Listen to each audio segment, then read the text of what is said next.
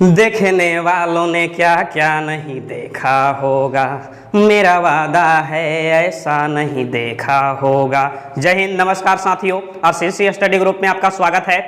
तो चलिए, इससे पहले लेक्चर में हमने देखा था कि प्रकाश संश्लेषण क्या होता है। आज हम ये समझेंगे कि प्रकाश संश्लेषण जो होता है पादपों में, तो प्रकाश संश्लेषण के लिए आखिर पादपों को कितने कच्चे सामग्रियों की आवश्यकता पड़ती है। उन कच्चे सामग्रियों को प्रकाश संश्लेषी घटक कहा जाता है। तो उन घटकों को हम देखते हैं। वो घटकें मुख्यतः जो है चार होते हैं। कौन कौन से होते हैं? तो कार्बन डाइऑक्साइड होते हैं, जल होते हैं, पर्णहरित होते हैं और सूर्य प्रकाश होते हैं। तो समझते हैं, एक एक करके सारे बातों को समझते हैं। तो चलिए आइए स्क्रीन पर वीडियो को स्टार्ट करते हैं। तो चलिए देखिए, जैसा कि हमने लिखा कार्बन डाइऑक्साइड, तो सारे पादप जो हैं वो कार्बन डाइऑक्साइड को वायुमंडल से जो है उनके पत्तियों में पाए जाने वाले स्टोमाटा जो होते हैं, यानी जो रंध्र होता है, उन रंध्र के मदद से कार्बन डाइऑक्साइड को जो है श्वसन के रूप में ग्रहण करते हैं। वायुमंडल में कार्बन डाइऑक्साइड जो होता है 0.03% के रूप में पाए जाते हैं। सबसे अधिक जो गैसें होती है वायुमंडल में वो नाइट्रोजन होते हैं जो 78% होता है, और जो ऑक्सीजन होते हैं 21% होते हैं। बाकी सभी गैसें जो है वायु में मौजूद होते हैं, यानी कि वायु जो है कई गैसों का मिश्रण होते हैं।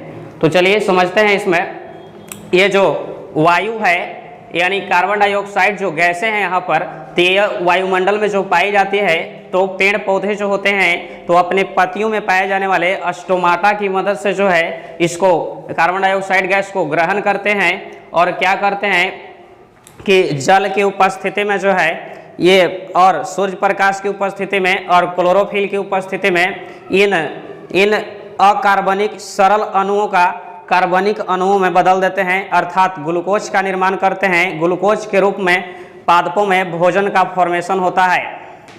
तो समझते हैं। अब देखिए दूसरा, देखिए जल जो है, तो पौधे जो है जल अपने जड़ों के द्वारा जो है जाइलम ऊतक से ग्रहण करते हैं। जाइलम ऊतक के द्वारा जो है ग्रहण करते हैं। और इसके साथ साथ क्या ग्रहण करते हैं? तो कुछ खनिज लवण के रूप में तत्व ग्रहण करते हैं, जैसे कि नाइट्रोजन ग्रहण करते हैं, फास्फोरस ग्रहण करते हैं, कुछ लौह तत्व भी ग्रहण करते हैं। तो इस तरह से बहुत सारे जो है खनिज लवण के रूप में पादप जो है ग्रहण करते हैं।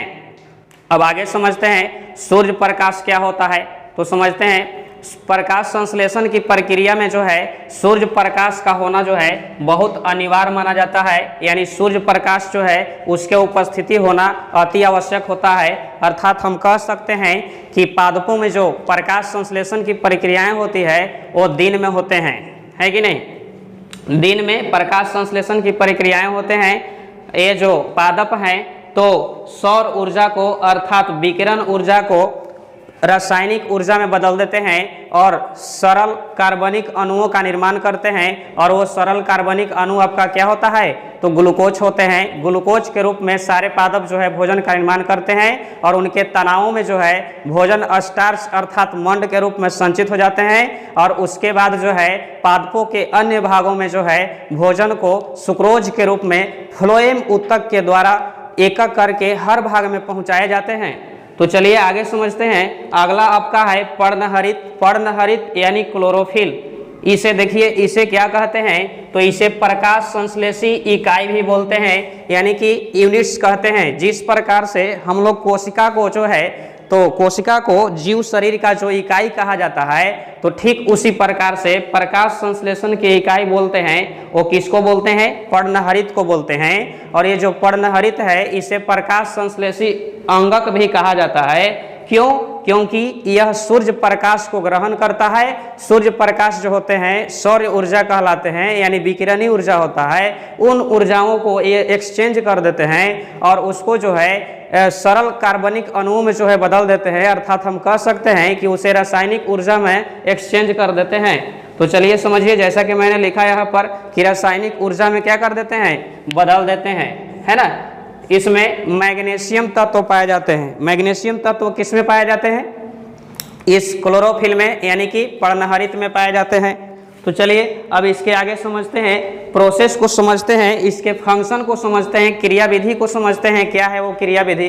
तो देखिए यहाँ से सनलाइट जो आ रहे हैं यानी कि जो सूर्य प्रकाश आ रहे हैं, तो ये क्या है? सौर ऊर्जा है। इस सौर ऊर्जा का जो है ग्रहण पादप किनसे करते हैं? अपने पत्तियों के द्वारा करते हैं। इनके पत्तियों में जो है पाए जाते क्या है? क्लोरोफिल वर्णक पाए जाते हैं, यानी कि पर्णहरित पाए जाते हैं। वो पर्णहरित क्या करता है कि सूर्य के प्रकाश को खींचता है कि नहीं? और सूर्य के प्रकाश को खींच करके और क्या करते हैं कि पत्तियों में ही पाया जाता है स्टोमाटा, और स्टोमाटा जो है कार्बन डाइऑक्साइड को पकड़ता है कि नहीं?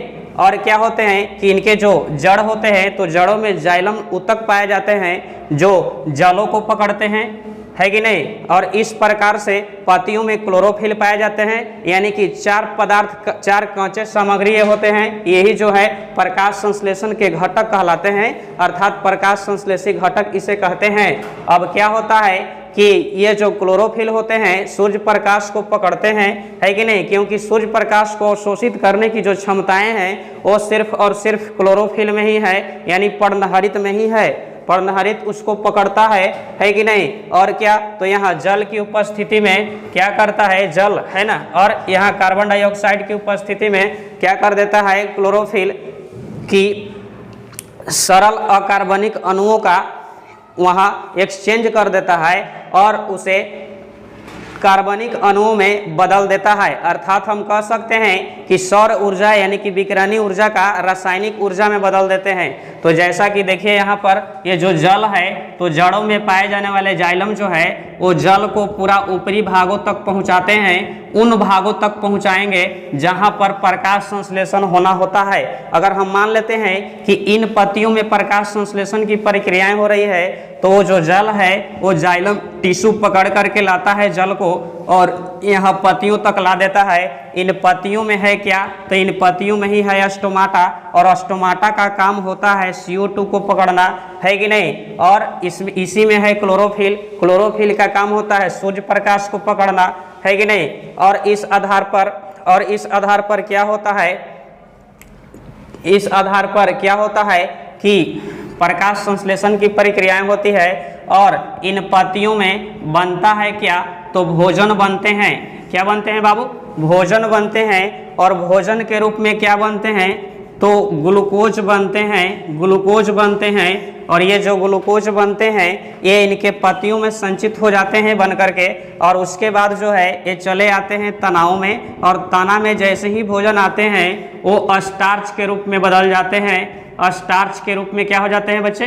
बदल जाते हैं, है कि नहीं? स्टार्च यानी मंड के रूप में वो बदल जाते हैं। इसके बाद फिर इन तनावों से विभिन्न भागों में पहुंच जाते हैं, जैसे कि जड़ में पहुंच जाते हैं, अन्य पत्तियों में पहुंच जाएंगे, फल में पहुंच जाएंगे, फूल में पहुंच जाएंगे। इस तरह से सारे भागों में जो है भोजन पहुंच जाते हैं। और भोजन किस रूप में पहुंचते हैं? तो भोजन पहुंचते हैं सुक्रोज के रूप में। और सुक्रोज के रूप में भोजन को पहुंचाता कौन है?